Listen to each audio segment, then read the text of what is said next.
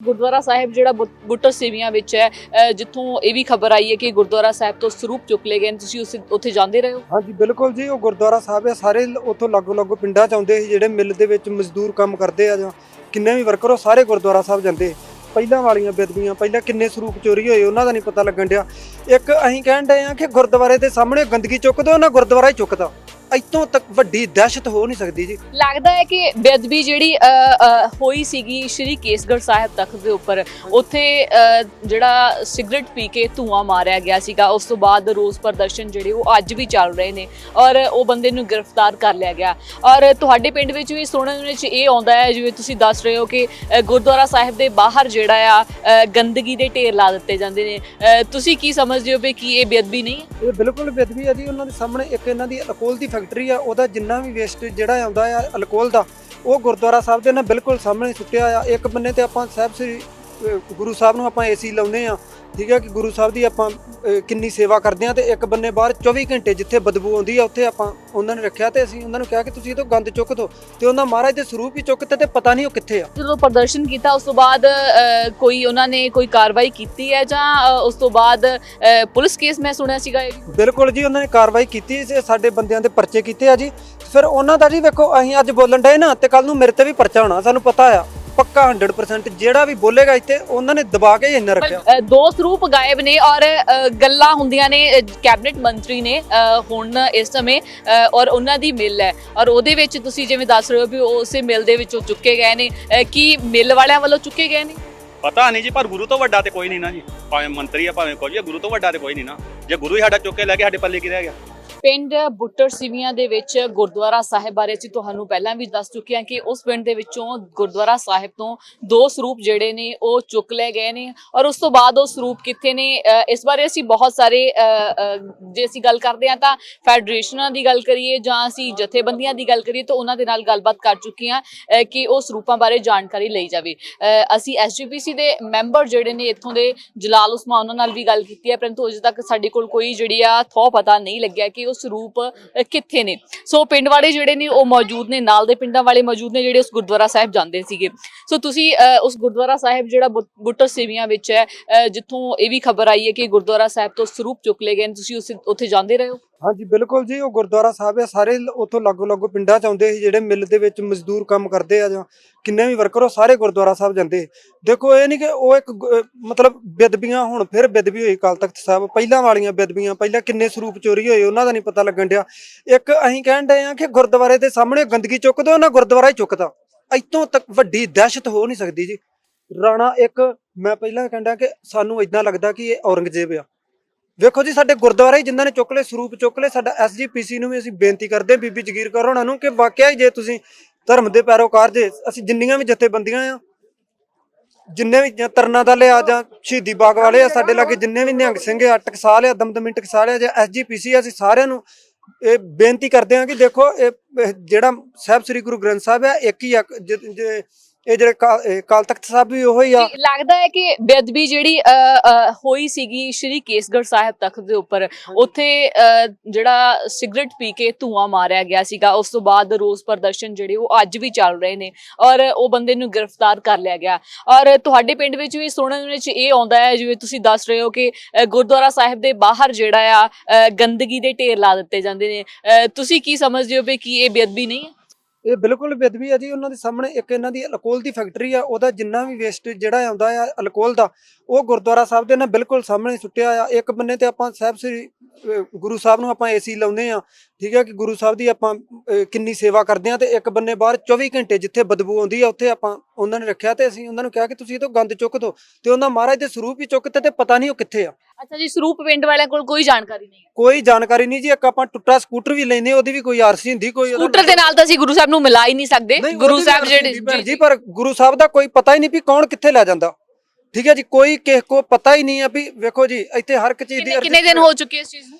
ਇਹਨੂੰ ਜੀ 15-20 ਦਿਨ ਹੋ ਗਏ ਆ। ਅਸੀਂ ਪ੍ਰਦਰਸ਼ਨ ਕੀਤਾ ਕਿ ਤੂੰ ਗੰਦਗੀ ਸਾਫ਼ ਕਰੋ, ਠੀਕ ਹੈ ਜੀ, ਮਹਾਰਾਜ ਨੇ 24 ਘੰਟੇ ਆ ਜਿਹੜਾ ਇਹ ਬਦਬੂ ਆਉਂਦੀ ਆ, ਉਹਨਾਂ ਨੇ ਪਤਾ ਹੀ ਨਹੀਂ ਆ ਜੀ ਕਿੱਥੇ ਤੇ ਗੁਰੂ ਸਾਹਿਬ। ਉਸ ਤੋਂ ਬਾਅਦ ਜਦੋਂ ਪ੍ਰਦਰਸ਼ਨ ਕੀਤਾ ਉਸ ਤੋਂ ਬਾਅਦ ਕੋਈ ਉਹਨਾਂ ਨੇ ਕੋਈ ਕਾਰਵਾਈ ਕੀਤੀ ਹੈ ਜਾਂ ਉਸ ਤੋਂ ਬਾਅਦ ਪੁਲਿਸ ਕੇਸ ਮੈਂ ਸੁਣਿਆ ਸੀਗਾ ਇਹ ਵੀ ਬਿਲਕੁਲ ਜੀ, ਉਹਨਾਂ ਨੇ ਕਾਰਵਾਈ ਕੀਤੀ, ਸਾਡੇ ਬੰਦਿਆਂ ਦੇ ਪਰਚੇ ਕੀਤੇ ਆ ਜੀ। ਤੇ ਫਿਰ ਉਹਨਾਂ ਦਾ ਜੀ ਵੇਖੋ, ਅਸੀਂ ਅੱਜ ਬੋਲਣ ਡਏ ਨਾ ਤੇ ਕੱਲ ਨੂੰ ਮੇਰੇ ਤੇ ਵੀ ਪਰਚਾ ਹੋਣਾ, ਸਾਨੂੰ ਪਤਾ ਆ ਪੱਕਾ 100%। ਜਿਹੜਾ ਵੀ ਬੋਲੇਗਾ ਇੱਥੇ ਉਹਨਾਂ ਨੇ ਦਬਾ ਕੇ ਹੀ ਇੰਨਾ ਰੱਖਿਆ। ਬਲਵੀਰ ਸਿੰਘ ਮੁੱਛਲ ਜਿਹੜੇ ਸੀਗੇ ਉਹ ਵੀ ਇੱਥੇ ਆਏ ਸੀਗੇ, ਉਹਨਾਂ ਨੇ ਕੀ ਕਾਰਵਾਈ ਕੀਤੀ ਹੈ? ਵੇਖੋ ਜੀ, ਸਾਰੇ ਸਾਨੂੰ ਆਣ ਕੇ ਤੇ ਆਸ਼ਵਾਸਨ ਦੇ ਜਾਂਦੇ ਆ ਵੀ ਇਦਾਂ ਇਦਾਂ ਹੋ ਜਾਣਾ ਆ, ਕੋਈ ਆਉਂਦਾ ਸੈਂਪਲ ਭਰ ਕੇ ਲੈ ਜਾਂਦੇ, ਪਰ ਹੁੰਦਾ ਕੁਛ ਨਹੀਂ। ਇੱਕ ਅੱਜ ਦੀ ਲੜਾਈ ਨਹੀਂ ਆ ਜੀ, ਇਹ ਪਹਿਲਾਂ ਤੇ ਸਾਡੇ ਇਹਨਾਂ ਨੇ ਜਿਹੜੇ ਸਾਡੇ ਜਿਹੜੀ ਪਹਿਲੀ ਸਰਤੋਂ ਜਨਰੇਸ਼ਨ ਸੀ ਉਹ ਤੇ ਦਬਾਈ ਇੰਨੀ ਕਿ ਉਹ ਤੇ ਬੋਲ ਹੀ ਨਹੀਂ ਸਕੇ ਵਿਚਾਰੇ। ਠੀਕ ਹੈ ਜੀ, ਤੁਸੀਂ ਵੀ ਬੁੱਟਰ ਸਿਵੀਆਂ ਤੋਂ? ਹਾਂਜੀ ਹਾਂਜੀ ਹਾਂਜੀ।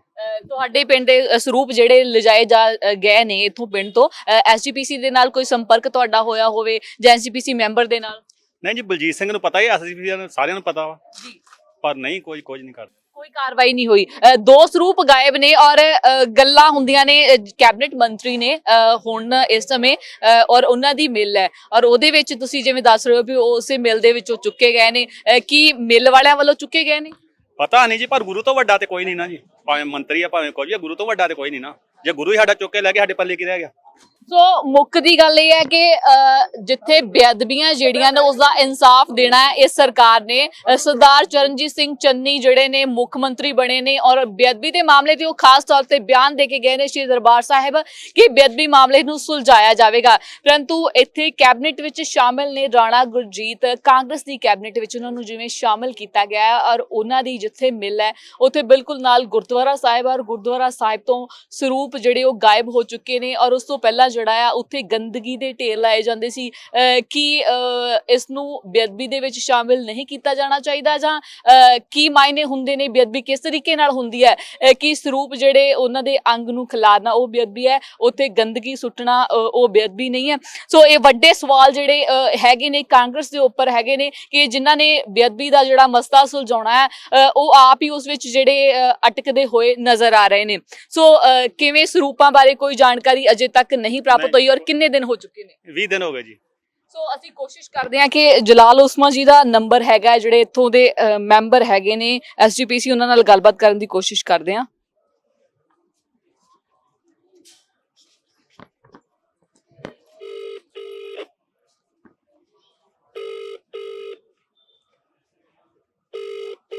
ਬਲਜੀਤ ਸਿੰਘ, ਜਲਾਲ Usma.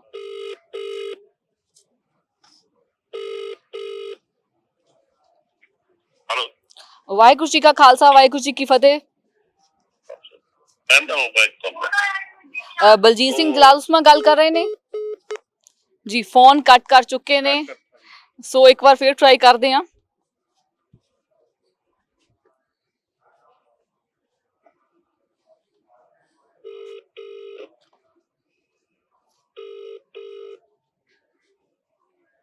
The number you have dialed is currently busy.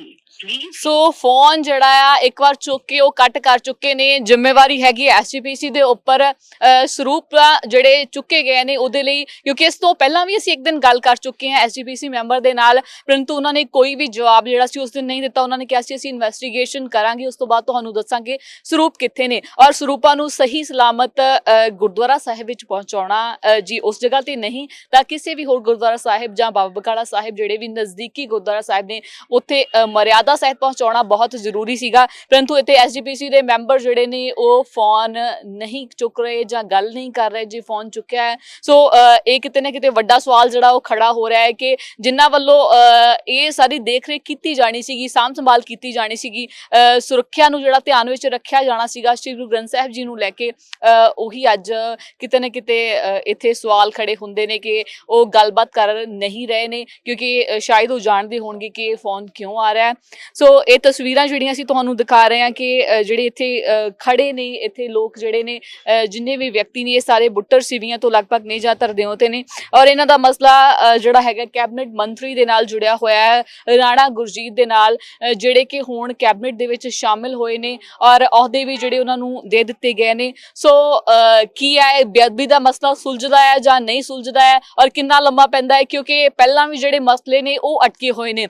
ਜਿਹੜੀ 2017 ਦੇ ਵਿੱਚ ਚੋਣਾਂ ਹੋਈਆਂ ਨੇ ਉਹਦੇ ਵਿੱਚ ਮੇਨ ਮੁੱਦਾ ਇਹੀ ਸੀਗਾ ਕਿ ਬੇਅਦਬੀ ਦੇ ਮਸਲੇ ਨੂੰ ਹੱਲ ਕੀਤਾ ਜਾਵੇਗਾ। ਕੈਪਟਨ ਅਮਰਿੰਦਰ ਸਿੰਘ ਦੀ ਸਰਕਾਰ ਇਸੇ ਲਈ ਆਈ ਸੀਗੀ ਔਰ ਹੁਣ ਸਿਰਫ ਜੇ ਅਸੀਂ ਗੱਲ ਕਰਦੇ ਹਾਂ ਤਾਂ 90 ਦਿਨ ਇਸ ਸਰਕਾਰ ਦੇ ਬਾਕੀ ਨੇ ਔਰ 90 ਦਿਨ ਦੇ ਵਿੱਚ ਇਹਨਾਂ ਵੱਲੋਂ ਕਿਹਾ ਗਿਆ ਸੀਗਾ ਕਿ ਅਸੀਂ ਇਸ ਮੁੱਦੇ ਨੂੰ ਹੱਲ ਕਰਾਂਗੇ, ਪਰੰਤੂ ਕੈਬਨਿਟ ਵਿੱਚ ਸ਼ਾਮਿਲ ਕਾਂਗਰਸ ਦੇ ਰਾਣਾ ਗੁਰਜੀਤ ਹੋਣਾ ਦੇ ਮਿਲ ਦੇ ਬਿਲਕੁਲ ਨਜ਼ਦੀਕ ਤੋਂ 2 ਸਰੂਪ ਚੁੱਕੇ ਗਏ ਨੇ। ਕਿਸ ਨੇ ਚੁੱਕੇ ਨੇ ਐਸਜੀਪੀਸੀ ਵੀ ਉਸ ਬਾਰੇ ਕੋਈ ਜਾਣਕਾਰੀ ਨਹੀਂ ਪ੍ਰਾਪਤ ਕਰ ਸਕੀ ਔਰ ਨਾ ਹੀ ਪਿੰਡ ਵਾਸੀਆਂ ਨੂੰ ਜਾਣਕਾਰੀ ਕਿ ਸਰੂਪ ਕਿੱਥੇ ਗਏ ਨੇ। ਸੋ ਬੇਅਦਬੀ ਜਿਹੜੀ ਉਹ ਕਿਤੇ ਨਾ ਕਿਤੇ ਹੋ ਸਕਦੀ ਹੈ। ਇਸ ਤੋਂ ਪਹਿਲਾਂ ਜੇ ਅਸੀਂ ਗੱਲ ਕਰੀਏ ਤਾਂ ਗੁਰਦੁਆਰਾ ਸਾਹਿਬ ਦੇ ਅੱਗੇ ਢੇਰ ਲਗਾਏ ਗਏ ਸੀ ਗੰਦਗੀ ਦੇ ਰਾਣਾ ਗੁਰਜੀਤ ਦੀ ਮਿਲ ਦੇ ਵੱਲੋਂ। ਸੋ ਉਹ ਵੀ ਕਿਤੇ ਨਾ ਕਿਤੇ ਕਾਰਨ ਹੈਗੇ ਨੇ ਕਿ ਉਹ ਬੇਅਦਬੀ ਹੀ ਹੈਗੀ ਆ। ਇਹਦੇ ਤੇ ਲੋਕ ਜਿਹੜੇ ਪਿੰਡਾਂ ਵਾਲੇ ਨੇ ਉਹ ਜ਼ਰੂਰ ਬੋਲ ਰਹੇ ਨੇ, ਪਰੰਤੂ ਐਸਜੀਪੀਸੀ ਇਸੇ ਕਿਤੇ ਚੁੱਪ ਖੜੀ ਨਜ਼ਰ ਆ ਰਹੀ ਹੈ। ਤੁਸੀਂ ਦੇਖ ਰਹੇ ਹੋ KTV UK, camera person Gurdial ਦੇ ਨਾਲ ਪਰਵਿੰਦਰ ਕੌਰ।